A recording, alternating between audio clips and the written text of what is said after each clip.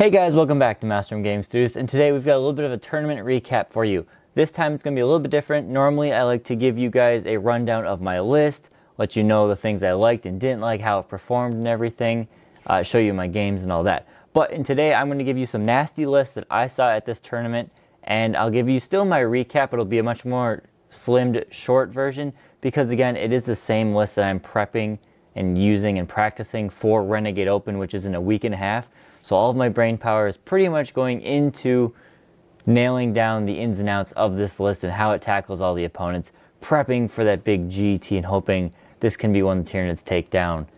With that out of the way, I just want to thank our members. As always, you guys really help us keep going here on the channel. It's been a little while since I recorded a video. I think for you guys, though, I haven't really missed, although this video is coming out a few days late just because I've been so busy.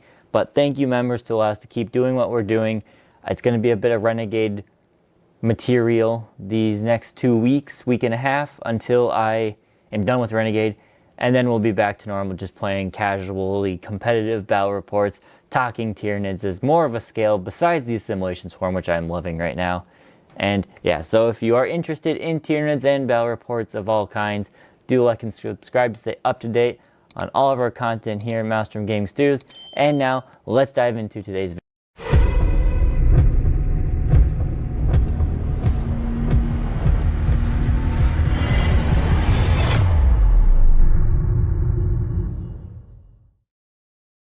One thing I want to interject right here, recording after the fact, is while we are doing a lot of Renegade Open prep, there's also another piece to Renegade Open that we are going to be doing, and that is next Tuesday. I probably have set up the live stream already by the time you see this. Next Tuesday at 5:30 p.m. U.S. Central Time. So sorry, UK audience, that's going to be a late night for you. If you want to stick around, we appreciate it. We're going to do a live stream battle report. It's going to be my Tyranids versus Matt's Death Guard. A very scary list that Matt is bringing here. Not some of the ones you've seen recently on the channel. This one is a fine-tuned powerhouse of a list, and he does very well with it. We're going to play our final practice game leading up to Renegade. Will be live for you guys to see, can I take out Matt's Death Guard, and can you see this list in action one more time? So stay tuned to that. I'll put the thing up here, but yeah, just check that out if you have the time on Tuesday. And now back to the video. So I'm just going to give you guys a quick rundown. So we did a 20-player RTT this past weekend. A lot of people, pretty much, I think everyone here is practicing for Renegade. I think we'll all be at Renegade, or at least most of us will be. I got to play a good variety of new opponents, all different lists I haven't played against, which is really what I was going for. And most importantly, I got to play against this one list, stay tuned to that, I really wanted to practice against and see if I had what it would take to take it down. Luckily, it was a practice game and not the final thing, but still good learning, and that's what we got out of the RTT. So we'll go over a couple scary lists that I think might be floating out there. Ones I've seen a couple iterations of the list just to prep you guys to say, hey, watch out, these things are scary and they are coming for you potentially. And then we'll go over my videos. So quickly, let's go over the first scary list, and this is an Eldari list. Eldari, did I say it right? Now, a lot of people know Eldari is scary. Obviously, they're still S tier. But I think this list is very different than some of the others people have been showing and seeing on online. Now, this list was piloted, James Kelling. I think I got that right.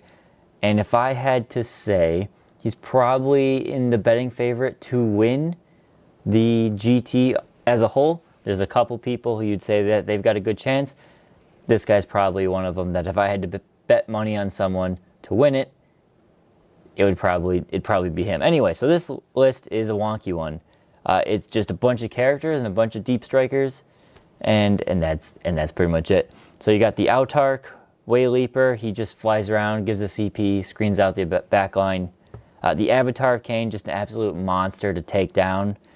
Really, there's only one army that can easily deal with him, and that's probably Grey Knights because of the whole demon thing.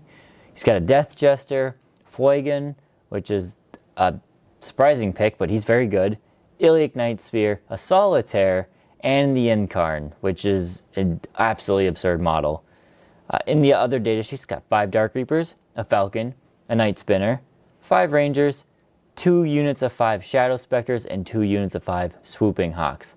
So really, it's all about these characters dealing their damage, a little bit of support from the Falcon and the Night Spinner and the Dark Reapers, and then the Swooping Hawks and Shadow Specters to just score you as many secondary points as possible. Very scary list. When it is one of those that takes a lot of work piloting, but if someone knows what they're doing, like my opponent, it's a scary list. I think he had 2 100s before he played me, so it's yeah, watch out for this one. List number 2 is the Ironstorm Dreadnought Mash. Now, with the new Space Marine Codex, the Ironstorm Dreadnought, or Ironstorm Spearhead, is what we wish Crusher Stampede was something like. I might do a video later on it comparing the abysmal Crusher Stampede to the superior Ironstorm Spearhead, because I don't know, obviously the book writers were not talking to each other, and they made what could have been a very equivalent attachment not that. So anyway, watch out for something like this. I did play this list as well. Azrael, he just, again, generates CP. A Lieutenant with Master of Machine. A Tech Marine with the Target Augury Web. And a Tech Marine with the Adept of the Omnissiah. Now, those enhancements basically hand out, I believe it is lethal hits and sustained hits. And extra AP, if I remember right, as well as buffing and healing dreadnoughts. So those Tech Marines, while they are simple and little guys, their buffs they provide are nasty for the army. And in the other data sheets, again, bypassing the troop section here, the battle line, unit of Blade Guard just to accompany Azrael, 2x5 Scouts for doing scout things, a unit of 3 Inceptors, 3 Ballistus Dreadnoughts, 3 Redemptor Dreadnoughts, and 2 Gladiator Reapers. These things, they have all the tools really they need to shoot and kill. Where this list will struggle and where you need to do its best is try to take it out in melee.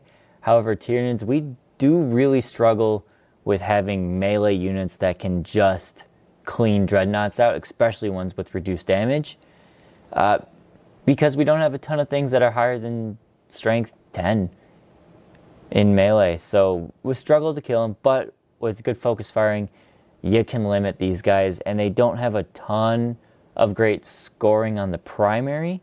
They'll flood it with dreadnoughts, but it's easy to outscore dreadnoughts there. Just watch out for the Gladiator Reapers. So, scary list. Just keep your eyes out. Tyranids, you'll probably be seeing an iteration of this coming your way. And another scary list right here is the Righteous Crusaders list. This is the Black Templars, who are still very good. The list, again, all of these lists, Eldari went 3-0, this Ironstorm went 2-1, and this Righteous Crusaders went 3-0 at our tournament. So, very scary list here. So going into this list, we have a Castellan with the Tannhauser's Bones. That gives the unit Feel No Pain, and reduced damage by 1 on the bear, or half damage. I can't remember which. I think it's half damage. He's got High Marshal Helbrecht, which is buffs a squad that he's with, which is going to be, spoilers, these Primera Sword Brethren you see later on. 2 Gladiator Lancers, very, very scary tanks. However, Tyranids have one unit that I think match up really well, and that's the Maleceptor. Maleceptors have an Invone. They are strength 10 in their shooting, and Gladiator Lancers are only T10, so their shooting can actually chunk through them while they can tank shots. Still scary opponents. 2x3 Plasma Inceptors. Land Raider Redeemer, a nasty, nasty unit, especially for Overwatch. So if you can battle shock a Land Raider, that's going to go a long ways in helping you out there. A Redemptor Dread, because they're so good. Scouts, just 5 of them. Like I said, the Primera Sword Brethren, 10 of them. Most of the time, I'm sure it's him and Helbrecht pop inside that Land Raider and just bomb it up the board. You got a Storm Speeder Thunderstrike, just a super powerful vehicle to include. Just one of is all you need. They kind of have something similar to the Exocrine, where the Exocrine marks a target and you get reroll ones to hit against that. The Storm Spear Thunderstrike has a better version, and I believe it is +1 to wound the target that you choose. That or it's reroll ones of wounding. If you know, correct me. I'm forgetting. I'm forgetting right now, but it's a very good buff that they just fly around with a powerful las cannon, or las talon, sorry, and mark things, and a whirlwind for causing whirlwind issues. Finally, the Gladius Assassin seems to be in a lot of Imperial lists, just moving around, scoring his secondaries, being annoying. Yeah, it's a good list, and watch out for it. Now into a little bit of my game recaps. So the first game I played was Imperial Knights, and notoriously, at least the way I build tier lists, Imperial Knights is one of those I just struggle with. Just because it's hard to kill the Knights. I mean, yes, you can outscore them, which, spoiler, is what happened, but they are tough to kill. This list came with 3 of the little Warglaves, 3 of the little shooty Helverns, a Paladin, and a Lancer, and that was the 2,000 points. The Lancer really had me worried because that thing can teleport around the board. It's also has a 4 Binvone save and a very powerful melee profile, so generally this was a tough army to deal with. It was a standard search and destroy, so the quadrants, you know, we deploy here, go this way, take and hold. Tough matchup. I had to kill the Lancer, and it took everything to do so. I had to have a sacrificial Haruspex, which was allowing me to trigger the +1 to wound strat. I sent my warriors in there. I had to send my emissary into it, which is not great. And I had to send a second Haruspex into it, and finally killed it. Took a while, took a little longer than I needed to, but we killed it, and we tied up a lot there. His shooting was powerful. He killed a lot of pyrovores, but he was not able to ever get enough targets to see the same squad. So he always just killed 1 or 2 from every squad, and then they would just heal back up, and I would swap them out, so then a new squad would be there, and they heal up. I probably healed a lot of 6 or so pyrovores, which was really fun. And then the gargoyles played a big role, able to just kind of screen out my opponent's little knights, along with some tactical reserves, strategic reserves, but tactically placed, that allowed me to just have a strong enough score on primary that prevented him from coming back, essentially. That's what it was. His primary just wasn't quite there, and his secondary wasn't quite there. But he killed me. Killed me really well. I think I had a Neurotyrant, a Biovore, and like 2 Pyrovores left at the end of it. So, good game there, but happy I pulled out the win. Now, game 2 was, like I said, against this Ironstorm Spearhead detachment. This was a nail biter, as the opponent he's a very good opponent, and it's always been a nail biter when I play him. 79-76 win. This, like I said, was the second list we covered, so go back if you want to see it. The mission was Hammer and Anvil with the Ritual, which sucks. He had a lot of characters, like you saw, so he was able to potentially score very well in primary. In my list, my characters don't really want to be sitting on objectives. So having the Ritual was a bit wonky, and it really made me rethink how I used my deployment game plan. We ended up getting having a Neurotyrant sit on a flank no man's land objective ended up working in a way.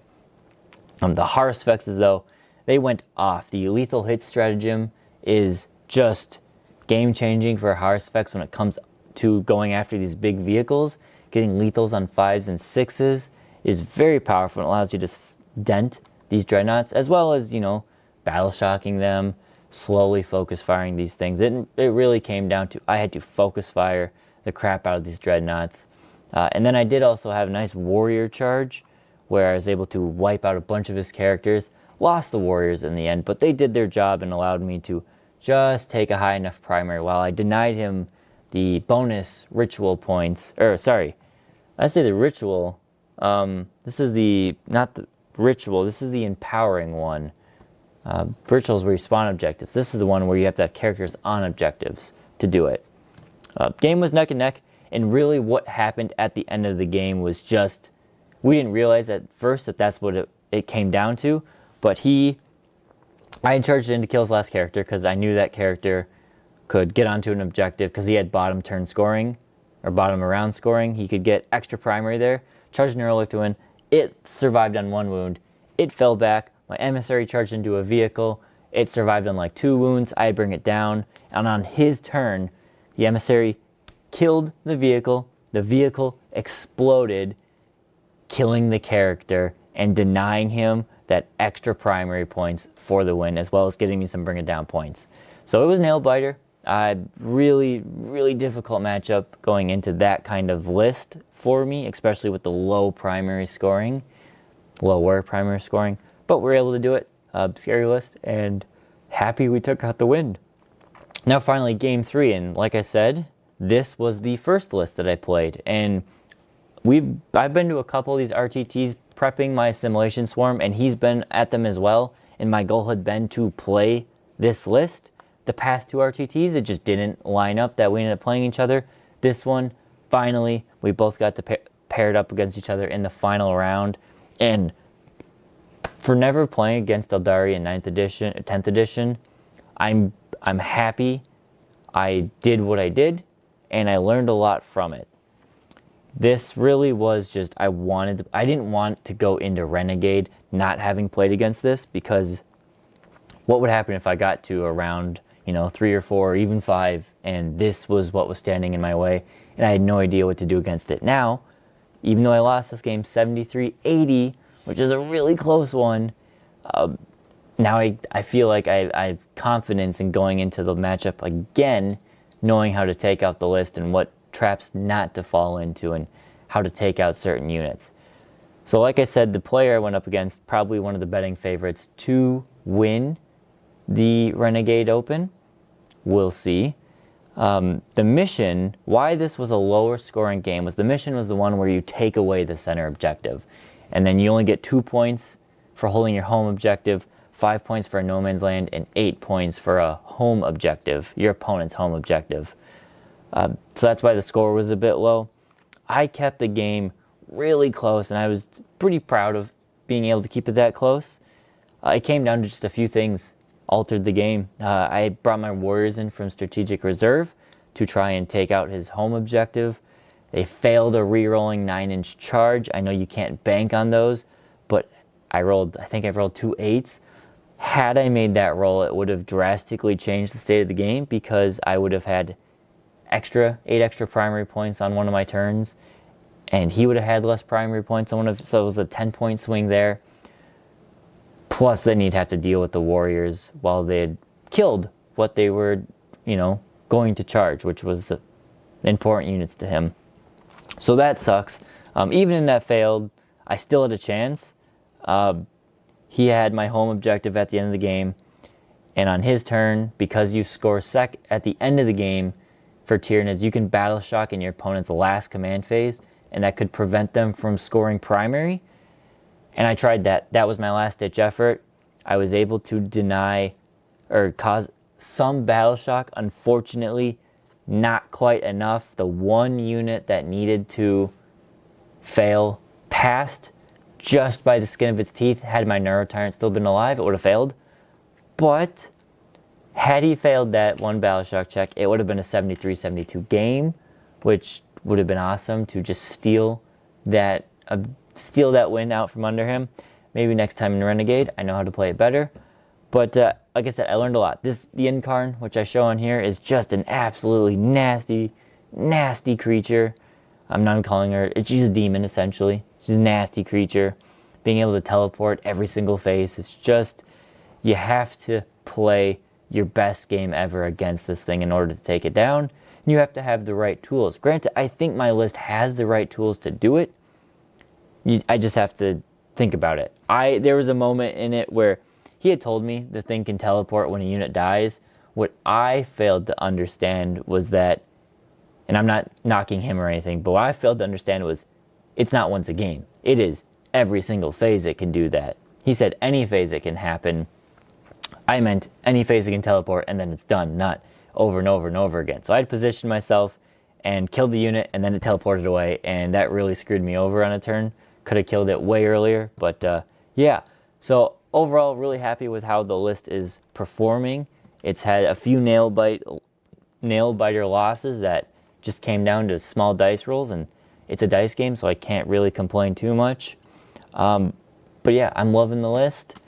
I just wanted to share updates with you, provide you with some content, let you know about these scary lists out there. Are there any lists that you guys have been struggling with as Tyranid players? Let me know. I know Tyranids are still, I would still rank them as one of the higher end factions, probably in low A tier. In the right hands, they can be low A tier. Otherwise, maybe they're a B tier army, but I love them. And these new Space Marine detachments scare me because the units are very powerful and they bring a lot to the table that Tyranids will struggle with. So, just want to put this out there. Thank you guys for watching. Thank you, members and everyone. And we'll catch you next time here at Maelstrom Gaming Studios.